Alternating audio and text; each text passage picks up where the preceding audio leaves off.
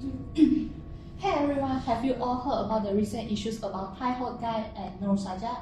No, what has been happening? Well, Thai hot guy is a popular social media influencer who came out as gay. Unfortunately, he faced a lot of backlash and discrimination from some people. It sounds very terrible. How about another news, the No Sergeant news? Nur Sajat is a transgender activist who advocated for LGBTQ+ rights. Despite her efforts to promote inclusivity, she also faced discrimination and even threats. Oh, wow. It is disheartening to see such incidents. And did you all know that according to the Stonewall, there is still a lack of awareness, tolerance, and traditional mindset that hinders acceptance? That's true. It's not an issue on global scale, but also happening in Malaysia. I have no idea. Can you share more about the LGBTQ+ issue? Of course.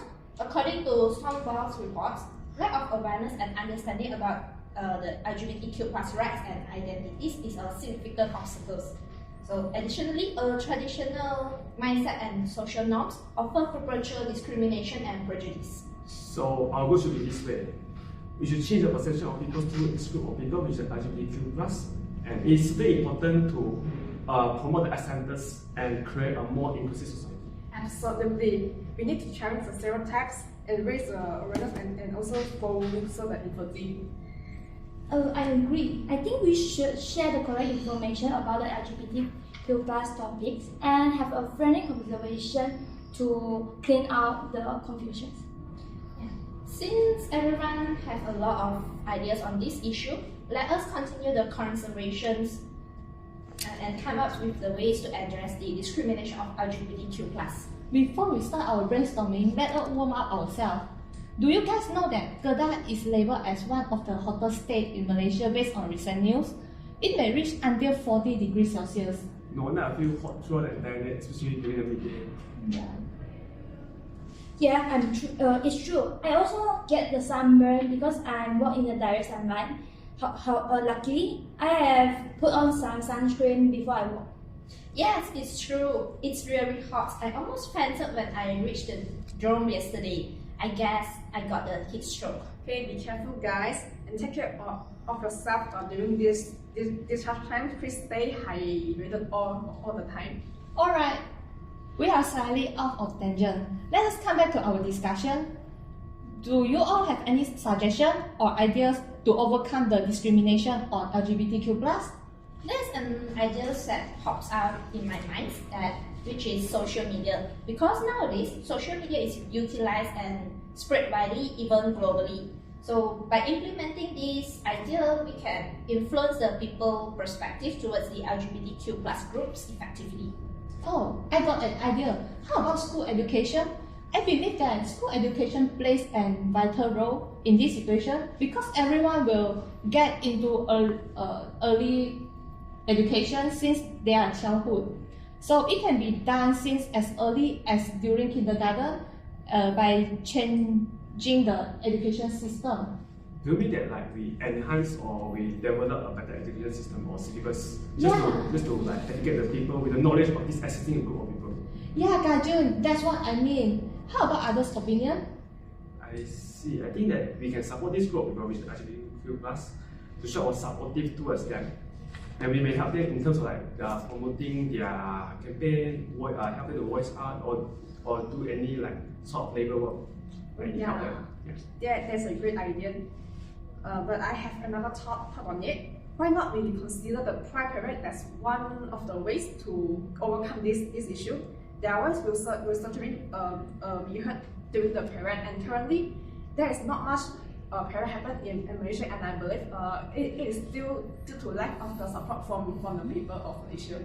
Can I share one more idea? Yeah, sure, go ahead. I believe it's important to have the awareness counseling in society to reduce the discriminations. This is because people nowadays might view others as different or abnormal, so it is difficult for them to accept them as a part of communities.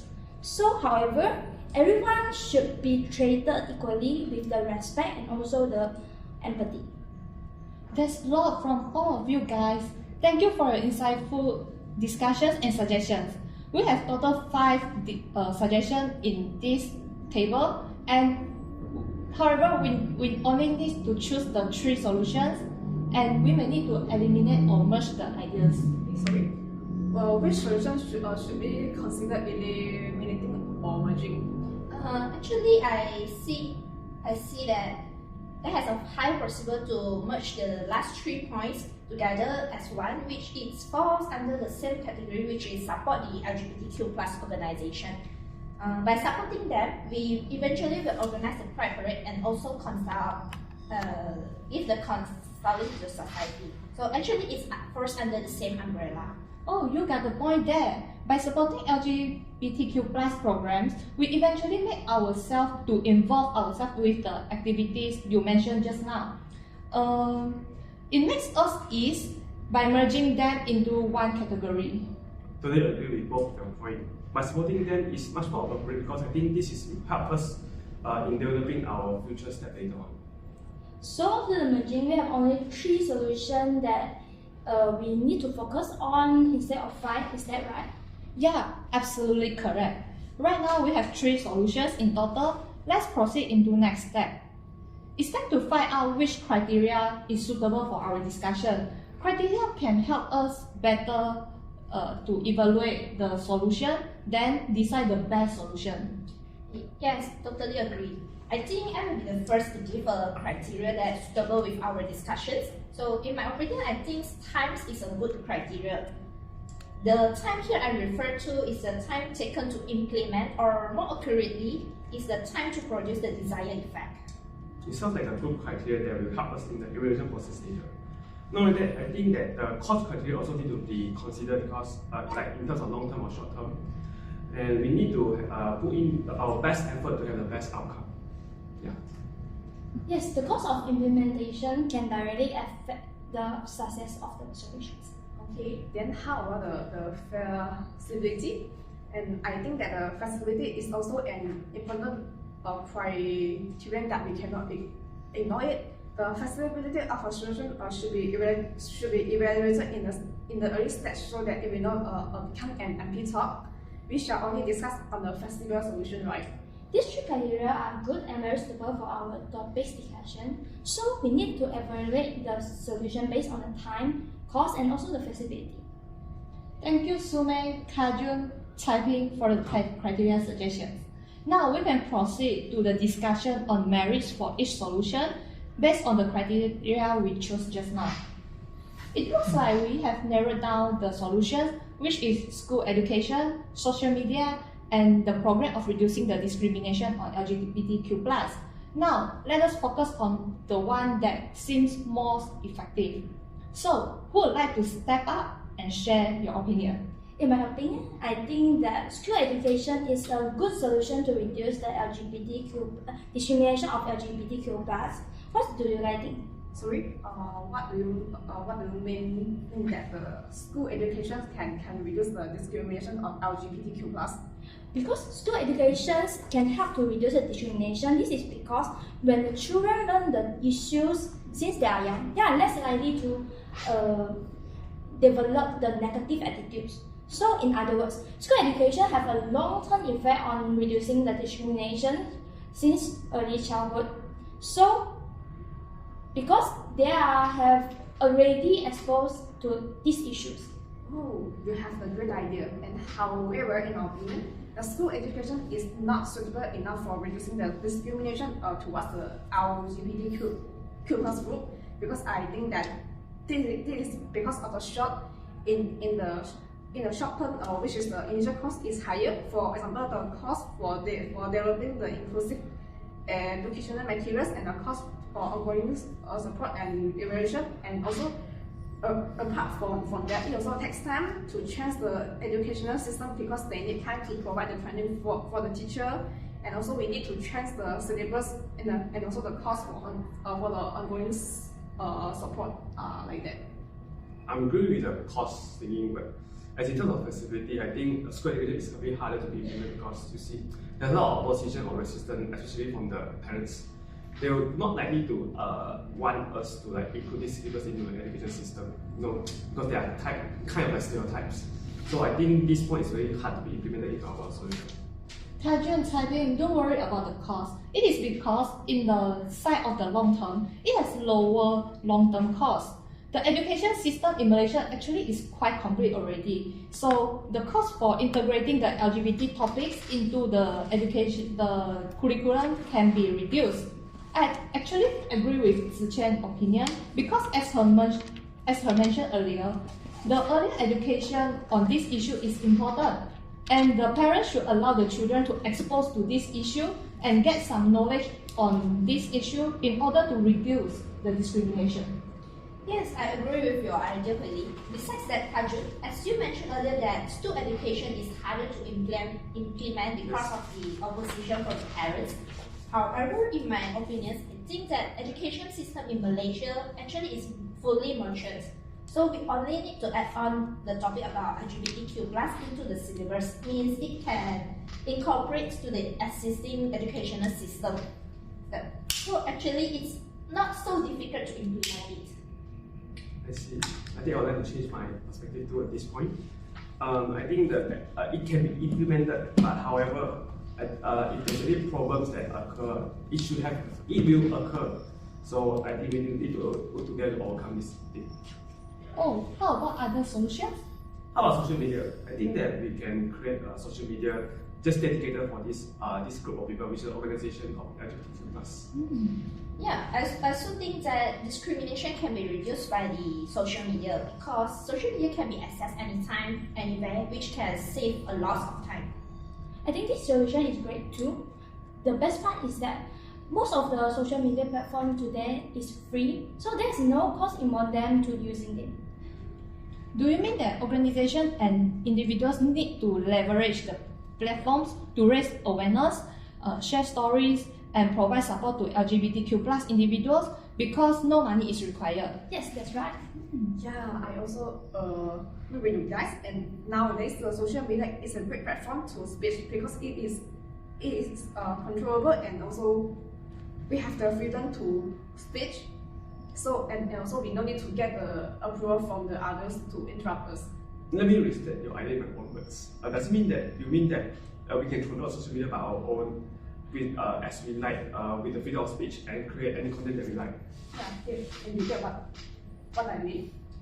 Well, there are clear advantages to these solutions, but we also need to consider the feasibility problem due to the law limitations. What do you mean by that? Although we have the freedom to speak in the social media, but actually in the reality, maybe our content that posted might be labeled as sensitive content, and it was more serious. Maybe we get caught under the Censorship Act. That's very concerned, Sume. Maybe we need to be more aware and make sure the content that we post is readable, and to avoid the content can be labeled as sensitive. And also another disadvantages of this solution is that the cost is relatively high if we want to share this issue to the larger community on the social media. And for example, sharing the information through advertising on Facebook, Instagram, TikTok, and Twitter, and so on, this will lead to a higher cost. Okay, in addition, if you want to make a big effect on reducing the discrimination of LGBT, so we can collaborate with the influencer and then post on YouTube. However, if we're working with the influencer, it may cost expensive. We also need to keep on update to get the viewers' attention as well. Sorry, what do you mean by that, Arjun? You see, there's a lot of variety of news or information that keep updating from time to time, or every single minute, or even every single second. So there will be people like easily get influenced by the news that they saw, and as a result, they will get easily influenced. And then we need much more time and effort just to overcome this thing. So as a way to call the attention of our issue. Oh, I understand now. So overall, social media is a beneficial solution to reduce the discrimination of LGBTQ+. However, the problems and the disadvantages mentioned just now should be caught together so that this solution can be implemented. Yeah, I agree with you. Any solutions? Feel free to dump your opinions and ideas here. Okay, and what about supporting the LGBTQ plus organization and also supporting their programs? Okay, I think that it is a good way to get the immediate visibility by organizing the Pride parade or conducting the counseling and etc. to the public, and besides from utilizing the social media, right? That sounds great too. Actually, organizing this program can spread awareness or information much more effective and much more persuasive, because they can promote their thing in person to the public. Yes, I totally agree. Face-to-face conversation and also personal clarification can be more persuasive. It also allows us to solve the problem on site. This approach can be effectively in reducing the discrimination of the LGBTQ+ issues, as fear often stems from the unknown and then lead to the resistance and also the discriminations. I do agree with your oral ideas about its effectiveness and immediate visibility by organizing this program. However, have you all ever thought about implementing this program might take a long time to get the approval from the authorities, because it requires a long and tedious procedural process. Yeah, thank you so much for mentioning its disadvantages. Apparently, everything would have its light side and dark side. Aside from time criteria, we should also look for cost and feasibility criteria of this solution. Regarding to the cost, it depends on the situation of the program. Sorry, what do you mean by that? What I mean is the cost of implementation can be different. For example, for the local or the small scale of the program, it's usually cheaper than the overseas or the larger scale of the program. So it depends on the budget. And I see, and I think I got what you mean. But it is somehow beneficial for the one who organize a program in a brilliant way. The one who utilize the resources well can overcome the budgeting problem, and additionally, the organization has various skills. It mustn't be a wise choice for a small organization to conduct the program over their limits and skill and also the budget, right?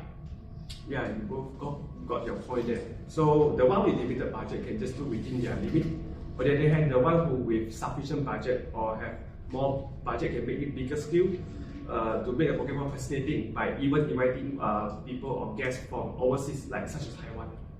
Wow, that sounds interesting. The advantages and disadvantages actually are both depending on its scale. By the way, something came across my mind is that even feasible for the organization to conduct the program without the approval from the authorities such as JAKIM, because this program seems like against with the country religions, and also it will irritate the JAKIM to take action against the program. Oh yeah, JAKIM might as well as give pressure to the organizations and the society. Then it may lead to the failure of the program. What you all said might be true, but taking action is better than inaction, right? And also, and who knows, after some trial and error and also negotiating with the JAKIM, and as long as we can conduct the program in a reasonable way, and it may sound acceptable for them to accept our whole That's program, right. That's right. Success requires hard work. Apart from the intervention of the JAKIM, I think it actually feasible for NGO to work together and to gain more exposure. It brings several benefits such as increasing the visibility and also sharing the cost among the participation NGO. Each of you stated everything rationally, but let me make a generalization for this solution. In general, this solution is closely attached to the law and approval from authorities. But there is always a silver lining under its adversity. There is always a way to cope with its problem, and the LGBTQ+ can therefore exert its full power and potential to reduce the discrimination on the people. Guys, I think that we should choose the best solution out of all the things that we come up just now. I think we're more than enough. Of course, which solution that you all think is the most effective to be chosen? Let us have some time to think about it. Guys, actually, I think social media is the best solution, although it has the disadvantages, but I think the desired effect is larger than its disadvantages. Do you guys agree with me? Oh, Yeah, absolutely. Yes, agree. Actually, I have been thinking about how social media can be a powerful tool to reduce discrimination group LGBTQ+. I agree with you because social media now is very wide reach and it can make a big impact. So now, how we effectively implement it to address the discrimination? Maybe we can come up with an official page or name for the social media, mainly dedicated for this LGBTQ+ organization. Yeah. That's interesting thought. A dedicated platform provides a safe space for the LGBTQ+ individuals to connect their lives, share their experiences, and also promote their acceptance. So maybe we can brainstorm some catchy names that reflect the inclusivity and equality. Oh, yeah. And once we have created an official name, right, and we also can create the accounts on the existing social media platforms like Instagram, TikTok, and Facebook to get more exposure and reach to the wider audience. And by leveraging these popular platforms, right, and we can leverage their user base and the existing features. Yes, yeah. We also can reach out to popular LGBT influencer, activists, and also supporters to work together. By joining forces, we can further spread out our message or create a powerful campaigns. It's true, influencers have a big role to raising awareness and promoting the acceptance. We can collaborate with them and share and create some interesting content that support LGBTQ+ rights, challenges the stereotypes, and encourages empathy. And in addition, we should also encourage the users to share their personal experiences, stories, and also their positive moments that are related to the LGBTQ+ acceptance. Because I think that this will help to create a vibrant and supportive community within the platform. I think we should regularly collect feedback, conduct survey, or even participate in the discussion among the peoples to measure our effectiveness towards this platform. This will help us to refine our strategy to help us to get better. So by creating a dedicated social media platform, using a catchy name, partnering with influencers, and focusing on inclusive content, we can make a significant impact in reducing discrimination and promoting acceptance of the LGBTQ+. Thank you all for your valuable comments and ideas. I believe this approach can create a more inclusive society. Yes. Agree. Agreed. Okay, let's call it a day now and go for our lunch. Let's Yeah, go. Let's go.